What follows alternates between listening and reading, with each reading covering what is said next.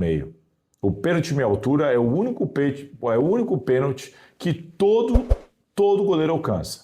Todo goleiro consegue pegar. Porque hoje os goleiros conseguem chegar a tempo na bola. Por mais que você bata forte. Os caras chegam.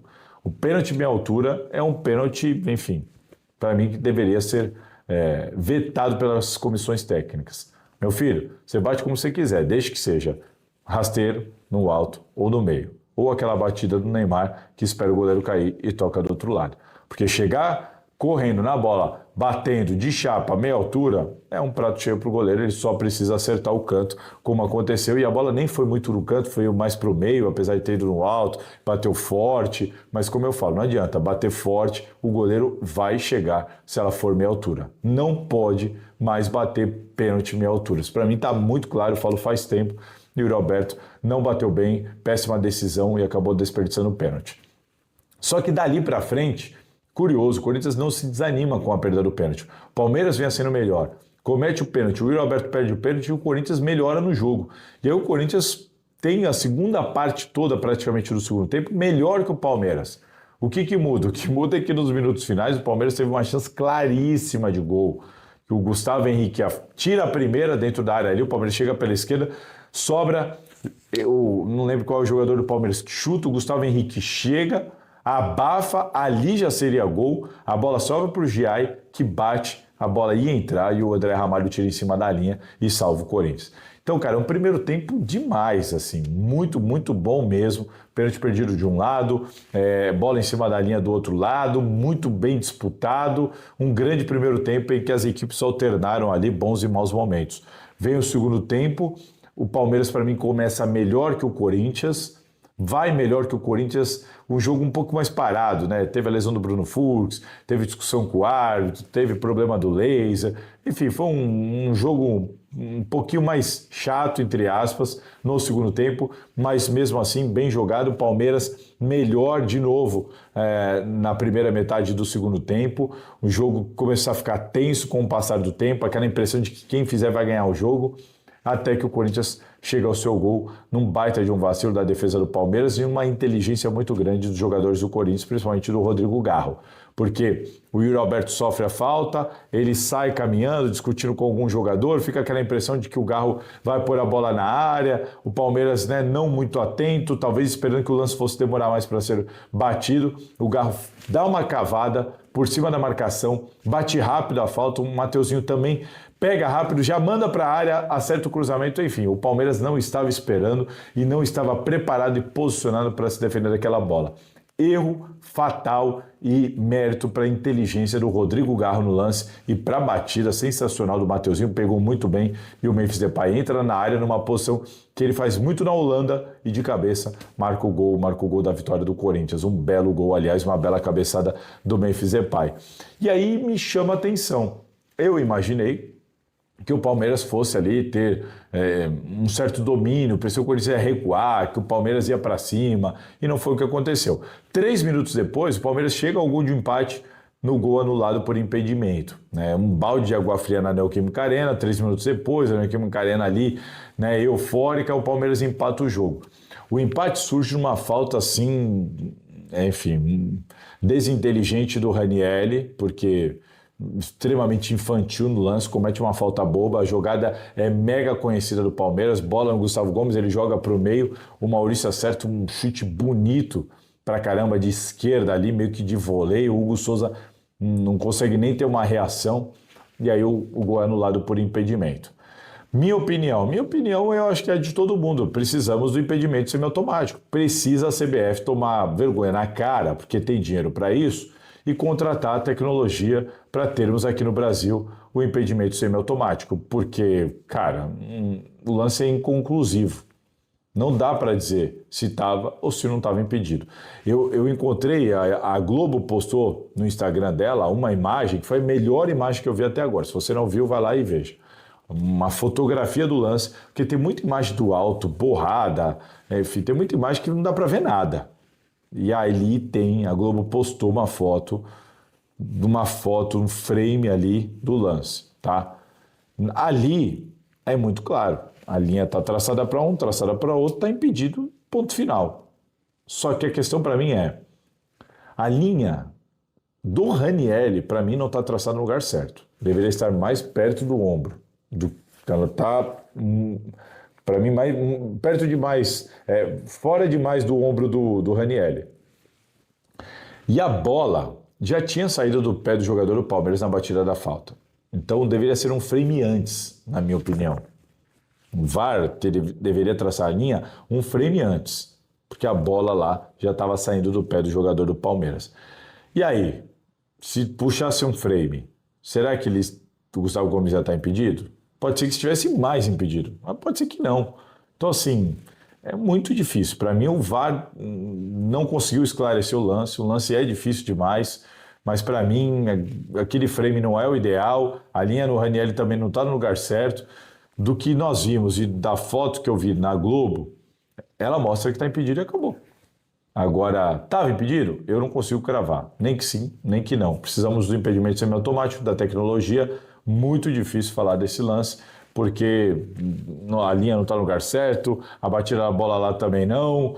Pode ser que estivesse até mais impedido, pode ser que não estivesse impedido. Muito difícil. A decisão foi pelo impedimento, tomara que sirva para a CBF tomar vergonha na cara e colocar o semiautomático, mas de fato, muito difícil falar qualquer coisa sobre isso, além de pedir o impedimento semiautomático no Brasil. E aí o Corinthians melhora, incrivelmente o Corinthians melhora, e o final do jogo é completamente dominado pelo Corinthians, para minha surpresa. Pensei que o Corinthians ali ia recuar, o Palmeiras ia tentar o empate, o Palmeiras aparentemente cansou e o Corinthians termina o jogo, inclusive com possibilidade de marcar o segundo gol. Duas jogadas se abriram para isso, o Corinthians vacila, não marca o segundo gol, mas termina com o jogo completamente dominado, sob controle total da partida. Falando das escalações, acredito que Dorival Júnior e Abel Ferreira não surpreenderam em absolutamente nada. A minha dúvida era o Alan no lugar do Sousa, por causa do que eu vi do Palmeiras no Mundial. Ele preferiu o Sousa, que acho até que fez uma boa partida. Do lado do Corinthians, o Dorival Júnior foi naquela escalação que deu certo nas finais do Campeonato Paulista, né? Ele saca o Breno Bidon, que para mim é um erro, mas assim, tinha que ser Breno Bidon ou Carrilho. Um dos dois precisaria sair para você jogar com Ranieri e Martinez, que tecnicamente sofrem muito na transição, com bola erram demais. O Martinez, o que ele errou com bola hoje, assim, uma enormidade, mas era um jogo para competir, para brigar, para correr, e acho que ele erra ao ir com o Carrilho e não com o Breno Bidon, mas entendo que ele foi com a cavalaria toda, sabe? Um jogo grande, jogadores mais experientes, entendo a escolha do Dorival Júnior, é compreensível, eu só não concordo. Acredito que o Breno Bidon merecia ser o titular no lugar do André Carrilho, e acho que o jogo também provou isso, né? Muito por causa do que o Carrilho vinha jogando, vinha apresentando, e o que ele fez no campo aqui no jogo de hoje também acho que ratifica essa opinião. E não é ser engenheiro de obra pronta. No próprio cara a cara aqui, quem é melhor que eu postei antes da partida, eu coloquei o Breno Bidon como titular e não o Carrilho. Porque eu sabia e informei isso ao vivo no Gazeta Esportiva ontem e antes de ontem, que essa era a dúvida do Dorival Júnior. Só que ele optou pelo Carrilho. Eu optaria pelo Breno Bidon. O Breno Bidon, aliás, entra no segundo tempo no lugar do Carrilho já cansado. O Carrilho não foi bem na partida, não conseguiu ser o Carrilho que nós já vimos. E o Breno Bidon entra muito bem. Para quem diz que ele não marca, ele vai lá na linha de fundo, dando carrinho, ganhando bola, brigando. Só que ele tem qualidade, bicho. Ele tem qualidade. O passe dele é muito bom. Ele roda o jogo, ele vira, ele dá o passe na vertical. Enfim, as substituições, aliás, do Corinthians, surtiram muito mais efeito, né? Porque o Dorival Júnior coloca o Breno Bidon, que entra muito bem. Mais para frente, para segurar o jogo, ele coloca o Charles no lugar do Ranieri, que estava amarelado, e também coloca o Henry Lério no lugar do Bidu, que já estava muito cansado.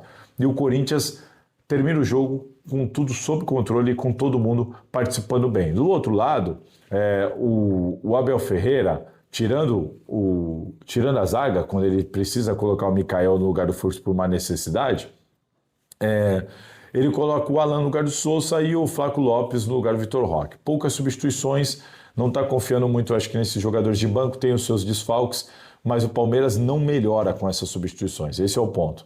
O Palmeiras não melhorou com essas substituições. Portanto, senhores, um jogo muito equilibrado, de escolhas previsíveis dos seus técnicos, mas as escolhas e as estratégias funcionaram melhor para o lado corintiano, principalmente com as substituições, porque no jogo mesmo foi muito parelho, não dá para dizer quem foi melhor, porque na minha opinião foi muito parelho e na minha opinião os dois fizeram muito bem os seus respectivos trabalhos, tanto o Dorival Júnior quanto o Abel Ferreira. O gol sai de uma desatenção completa, o Gustavo Gomes está longe do Memphis Depay, tenta correr, ele até tenta cometer o pênalti, empurrar com as duas mãos o Memphis Depay, não consegue nem cometer a falta, enfim, o Palmeiras que se perdeu, não esperava a batida rápida, né? E na batida rápida pegou todo mundo despercebido ali, mérito dos jogadores do Corinthians. Queria até falar sobre isso agora.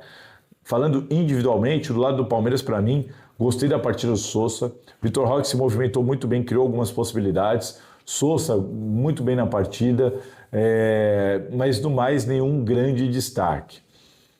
Gustavo Gomes acho que não foi bem na partida, comete o pênalti, vai mal no lance do gol. Acho que o Gustavo Gomes, para mim, foi o pior jogador do Palmeiras, o que mais comprometeu. Do lado do Corinthians, o sistema defensivo jogou muito bem. André Ramalho, Gustavo Henrique, Bidu e Mateuzinho. Os quatro fizeram um jogo muito bom, um grande jogo. Ranieri, talvez o melhor em campo. Grande jogo do Ranieri. Carrilho muito mal. E aí, o trio lá da frente, o trio ofensivo, o Martínez, mais ou menos também, com bola errou muito, sem bola tudo bem, ajudou bastante. E lá na frente, o curiosidade, né? Yuri Alberto, de novo, muita movimentação, aquela coisa maluca dele, enfim, um jogador muito importante, mas perdeu o pênalti. Garro. Cara, o Garro também errou uma enormidade. Tentou muito, enfim, errou muitos passes, não estava bem o Garro, mas fundamental no lance do gol. Porque ele é inteligente para perceber que o Palmeiras está ali, moscou, cobrou rápido e foi fundamental para pegar o Palmeiras despercebido. Só estava todo mundo fora de posição porque o Garro foi inteligente de cobrar rápido e dar aquela cavada. Mérito também do Mateuzinho que acertou um belo de um cruzamento. E, para fechar, Memphis Depay, que se você tirar o gol, não fez um grande jogo. Talvez um dos piores jogos dele com a camisa do Corinthians, na minha opinião, e isso se traduz nos números. Impressionante os números do Memphis Depay, porque o cara simplesmente perdeu a posse de bola por 18 vezes. 18 é um número escandaloso. 18 jogadores do Corinthians morreram por causa do Memphis Depay. De algum erro, alguma coisa, a jogada morreu no lugar dele. Isso aqui é número do SofaScore, perda de posse de bola, Memphis Depay, 18. 18. É muita coisa. O que ele perdeu de bola e matou de jogada chamou muita atenção durante o jogo. E quando eu vi o número no SofaScore, então, só ratificou. 77% de aproveitamento de passes. É um número muito baixo. Para você ter uma ideia, nos scouts, abaixo de 83% já é considerado ruim. 77%. Errou muito passe. E nos duelos, de 7 duelos no chão com os jogadores do Palmeiras, ele só ganhou 3. 3 de 7. No alto, de 3, ele perdeu todas. Cruzamentos, tentou 2, errou os 2.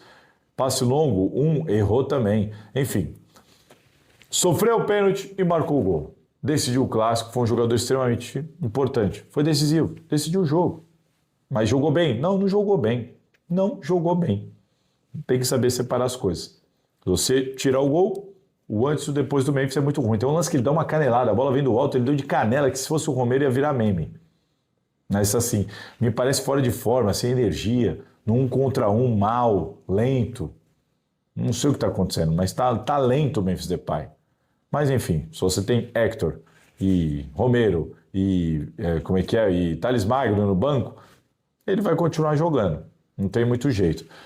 Decisivo, decidiu o jogo. Mas foi aquele jogo que o cara não faz nada, vai lá e marca o gol e todo mundo fala, acabou, decidiu, o que importa acabou. E é isso, é o que importa mesmo. Num jogo desse, precisava marcar aquele gol. Primeiro gol dele em clássicos, o 11º clássico dele e é o primeiro gol dele. Aliás, descobrimos na zona mista que na verdade ele não bateu a meta de gols, ficou faltando 1. Hoje ela se encerra, né? Ele tinha até hoje, agora ela zera e ele vai ter mais um ano para tentar bater essas metas todas de novo, mas o Corinthians vai, entre aspas, economizar 1,5 milhão porque houve um erro, né? Os sites de estatísticas, um falava uma coisa, outro falava outra coisa, o press kit do Corinthians dizia uma coisa diferente de outro site de estatística, a diretoria achava que era um número, mas não era. Enfim, o resumo ficou faltando um gol para ele bater a meta de participações, a meta total, né? A maior meta de participações em gols, que era de 30, vai receber vai receber do Corinthians cerca de 11 milhões de reais e não 12,6 milhões de reais, porque ele não conseguiu bater a última meta, que seria participar de 30 gols, vai ficar naquela de 25, porque ele chegou a 29 participações em gol. Enfim, não foi um grande jogo do trio, individualmente, mas foi o trio que decidiu, com a ajuda do Mateuzinho, uma bela bola cruzada. Uma coisa que me chamou a atenção, que independentemente de volume, teve bola em cima da linha, teve tudo mais, mas a gente não teve muitas participações dos goleiros, né? O Sousa bateu uma bola que eu achei que ia ser gol, a bola passou raspando. O gol que o Hugo Souza não ia conseguir pegar foi anulado. O pênalti foi defendido pelo Everton. E fora isso, o que mais que tivemos dos goleiros? Né? Não teve mais tanta coisa assim também. As defesas estiveram muito bem organizadas, muito bem postadas. Mas chance de gol é o que não faltou, para os dois lados também. Por isso que eu falei, foi um grande jogo, gostei bastante. Individualmente também teve muita gente indo bem, e quem não foi bem se sobressaiu na técnica. É isso daí, os jogadores que fazem a diferença. Garro, Yuri, Memphis, mesmo mal, mesmo numa noite pouco inspirada, acabaram sendo fundamentais para a vitória do Corinthians. E, aliás, uma grande vitória. Isso aqui tem que deixar claro. Num clássico, você ter a vantagem de um gol é uma grande vantagem. Ir para o Allianz Parque, podendo empatar, cara, a chance de ter empate é enorme. Antes desse jogo de hoje, os últimos 4 derbys tinham acabado com uma vitória do Corinthians e 3 empates. Uma delas, o título paulista. Agora, são 2 vitórias e 3 empates nos últimos 5 derbys na Neoquímica Arena. Aliás, dos últimos 6 derbys ao todo, o Corinthians só perdeu 1. De 6 derbys, os últimos, se só perdeu 1, isso é um dado significativo, porque o Palmeiras, obviamente, tem uma estrutura, uma sequência de trabalho, paz e grana para trabalhar, tudo que o Corinthians não tem nesse momento. Então, o que explica isso? Realmente o Corinthians está se preparando bem para jogar contra o Palmeiras. É uma grande vantagem. 1-0 é pouco, ele não define. Vai ter que entrar do mesmo jeito que entrou na Neoquímica Arena, entrar no Allianz Parque. Mas é uma grande vantagem. Isso é inegável. É uma grande vantagem que o Corinthians conseguiu. Na Neoquímica Arena, que teve Alexandre de Moraes e Augusto Melo. Rapaz, Augusto Melo esteve lá. Tem alguns detalhes sobre essa informação. Assim como estamos apurando a investigação do Ministério Público agora para cima do Andrés e do Duílio, mas papo para outra hora, né? Tudo isso aqui na Salazar TV, você vai ver vídeos sobre todos esses assuntos, muita informação, na Gazeta também, mas agora chega por hoje, hora de postar o vídeo, dormir, porque amanhã tem mais, e esse foi o pós-jogo do Salazar. E aí, concorda com a opinião? Deixa o like aqui antes de ir pro vídeo, deixa o like, dá uma força, não custa nada, e é isso. 1-0 Corinthians, vamos ver quarta-feira que vem lá no Allianz Parque. Tem seu palpite? Mano, um abraço. Salve, torcedor do Corinthians, seja bem-vindo ao Corinthians Fanáticos, todos os dias conteúdo exclusivo do Corinthians para vocês. Antes de mais nada, deixa seu like, se inscreve no canal, ativa o sininho das notificações, assim você não perde nenhuma notícia do Corinthians. O Corinthians que vai enfrentar o Fortaleza domingo pelo Campeonato Brasileiro. O Dorival Júnior deve poupar alguns jogadores para essa partida, para o encontro diante do Palmeiras na próxima quarta-feira. Deixa a sua opinião, seu comentário, o que você acha sobre isso. Deus abençoe cada um de vocês. Tamo junto, forte abraço e vai Corinthians!